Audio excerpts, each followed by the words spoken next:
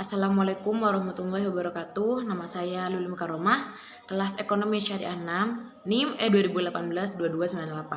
Saya di sini akan melanjutkan presentasi dari teman saya sebelumnya. Saya di sini menjelaskan tentang konsep tasawuf dari Al-Halal. Yang pertama itu halul. Al-halul adalah ajaran yang mengatakan bahwa Tuhan memilih tubuh manusia-manusia tertentu untuk bersemayam di dalamnya dengan sifat-sifat ketuhanannya. Di sini paham Al-Halal didasari oleh konsep penciptaan Adam. Menurutnya, sebelum Tuhan menciptakan makhluknya, dia hanya melihat dirinya sendiri. Dalam kesendiriannya itu terjadi dialog antara dia dengan dirinya. Dan dalam dialog tersebut tidak ada kata-kata ataupun huruf. Yang dilihatnya hanyalah kemuliaan dan ketinggian zatnya. Dan dia pun cinta terhadap zatnya. Cinta yang tidak dapat disifatkan, dan cinta inilah yang menjadi sebab dari segala yang ada makhluknya. Kemudian dia pun mengeluarkan dari yang tiada bentuk dirinya, dan bentuk itu adalah Adam. Maka pada diri Adamlah Tuhan muncul dalam bentuknya. Dengan demikian, pada diri Adam terdapat sifat-sifat yang dipancarkan Tuhan yang berasal dari Tuhan. Di sini ada dua hal yang perlu dicatat dalam paham halul yang dikemukakan oleh Al-Halal.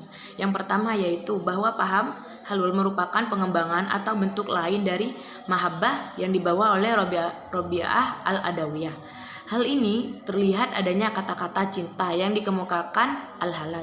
Kemudian yang kedua, halul juga menggambarkan adanya ijtihad atau kesatuan rohaniyah dengan Tuhan. Namun di sini Harun Nasution membedakan rohaniyah yang dialami oleh Abu Yazid dalam ijtihad dengan kesatuan rohaniyah yang dialami Al-Halal melalui halul. Dalam persatuan melalui Al-Halul ini, Al-Halal kelihatannya tak hilang, sebagaimana halnya dengan Abu Yazid dalam ijtihad. Dalam ijtihad, dari Abu Yazid hancur dan yang ada hanya diri Tuhan. Dalam faham Al-Halal, dirinya tak hancur sebagaimana diungkapkan dari syairnya tentang halul. Dengan kata lain, kalau dalam ijtihad, yang dilihat oleh Abu Yazid hanya satu wujud, yaitu Tuhan. Maka dalam Al-Halul ada dua wujud yang bersatu dalam satu tubuh manusia yang telah dipilih Tuhan untuk ditempati. Kemudian yang kedua yaitu Al-Haqiqah Al-Muhammadiyah Nur Muhammad.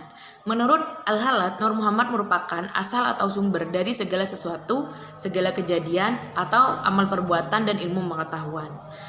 Dan dengan perantaraan Nur Muhammad itulah alam ini dijadikan. Dan Nur Muhammad juga bisa diartikan sebagai pusat kesatuan alam dan pusat kesatuan nabuat segala nabi.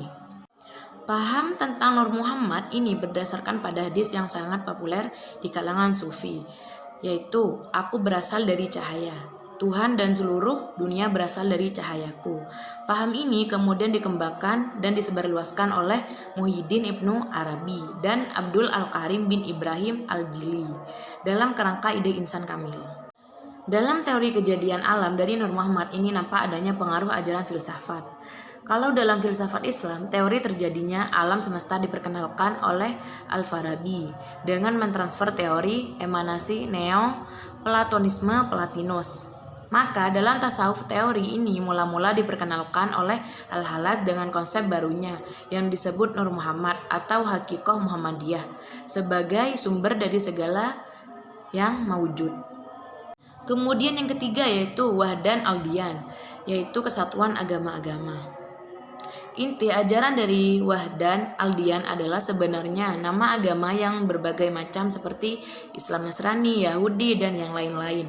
Hanyalah perbedaan nama dari hakikat yang satu saja. Segala agama adalah agama Allah, maksudnya ialah menuju Allah. Orang memilih suatu agama atau lahir dalam suatu agama bukanlah atas kehendaknya, tetapi dikehendaki untuknya. Cara ibadah bisa berbeda warnanya, namun isinya hanya satu.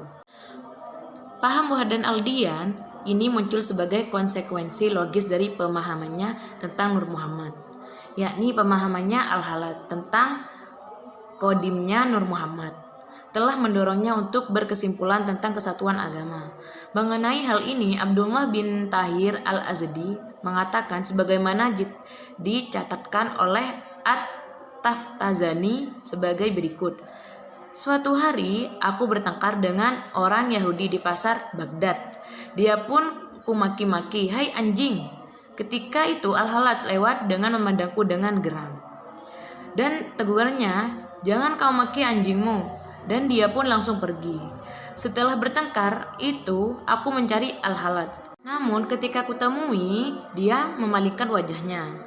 Aku pun meminta maaf kepadanya. Lalu dia berkata, "Wahai sahabatku, semua agama adalah milik Allah. Setiap golongan menganut suatu agama tanpa adanya pilihan, bahkan dipilih bagi mereka. Karena itu, barang siapa yang menyalahkan apa yang dianut golongannya, itu sama saja halnya dia telah menghukumi golongan tersebut, menganut agama atas upayanya sendiri. Ketahuilah, agama-agama Yahudi, Islam, dan yang lainnya adalah sebutan serta nama yang beraneka ragam dan berbeda. Akan tetapi tujuan-tujuan semuanya tidak berbeda." Terima kasih atas penjelasan saya. Mohon maaf jika ada tutur kata yang belum dimengerti. Wassalamualaikum warahmatullahi wabarakatuh.